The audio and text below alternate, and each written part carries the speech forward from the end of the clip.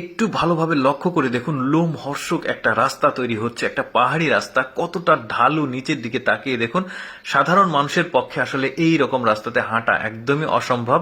পুরোপুরি আমি যদি ব্যাপারটা আপনাদেরকে বুঝিয়ে বলি, এটা একটা পাহাড়ি অঞ্চল, এখানে একটা পাহাড় রয়েছে, এই দুর্গম পাহাড়ের মাঝখানে কেটে একটা রাস্তা নির্মাণ করা হচ্ছে। পাশাপাশি এখানে একটা ড্রেনেজ ব্যবস্থা হবে, অর্থাৎ সেচের পানির জন্য। পাহাড়ে যখন প্রচুর পানি হয়, চারিদিক দিয়ে পানি গেলে কিন্তু পাহাড়ের ধস হয়, তো পাহাড়ের একটা নির্দিষ্ট জায়গাতে হাঁটার রাস্তাও থাকবে, পানি যাওয়ারও রাস্তা থাকবে। এই যে দেখতে পাচ্ছেন, পুরো পাহাড়ের যে পানি একটা ড্রেনের ব্যবস্থার মাধ্যমে একদিক দিয়ে যাচ্ছে, আর পাশে হাঁটার রাস্তা আছে, পাশাপাশি প্রোটেকশনের জন্য কিন্তু রেলিং দেওয়া হয়েছে, বেশ চমৎকার।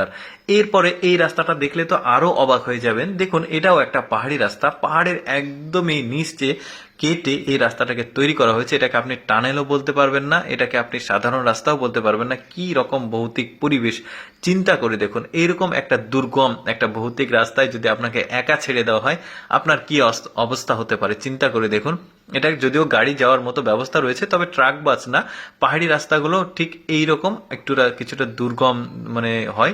দেখতেই পাচ্ছেন কি কতটা অন্ধকার। এটা কিন্তু দিনের বেলা, কিন্তু ভেতরে খুব বেশি আসলে উন্নত করা হয়নি এখানে, বাট রাস্তাটা তৈরি করা হয়েছে যাতে মানুষ আসলে এক পাড়া বা এক শহর থেকে আরেক শহরে যেতে পারে। এই জন্য দেখতে পাচ্ছেন এখানে রাস্তাটা শেষ।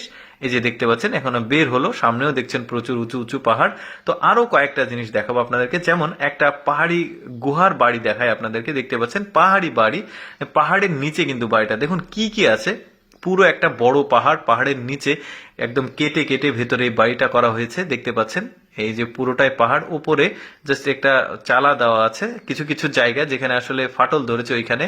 আর দেখুন পাহাড়ের নিচে কি রকম বাড়ি হতে পারে। আদি মানুষগুলো কিন্তু গুহাতে বসবাস করতো, গুহার মতোই, কিন্তু এটা পাহাড়, বাড়ি একদম ভেতরের ফ্যাসিলিটিস সাধারণ বাড়ির মতো। দেখতে পাচ্ছেন এই যে সিঁড়ি বেয়ে নেমে আসছে, কি অদ্ভুত একটা ব্যাপার চিন্তা করে দেখুন। এইরকম বাড়িতে আসলে ঘুরতে বেড়াতেও আসলে ভয় লাগবে। দেখতে পাচ্ছেন কিভাবে যাচ্ছে। এই যে এখানে কিন্তু রান্না বাড়া করার সকল উপকরণ, ডিম দেখা যাচ্ছে, সবজি দেখা যাচ্ছে, তেল দেখা যাচ্ছে, ক্যারেট আছে।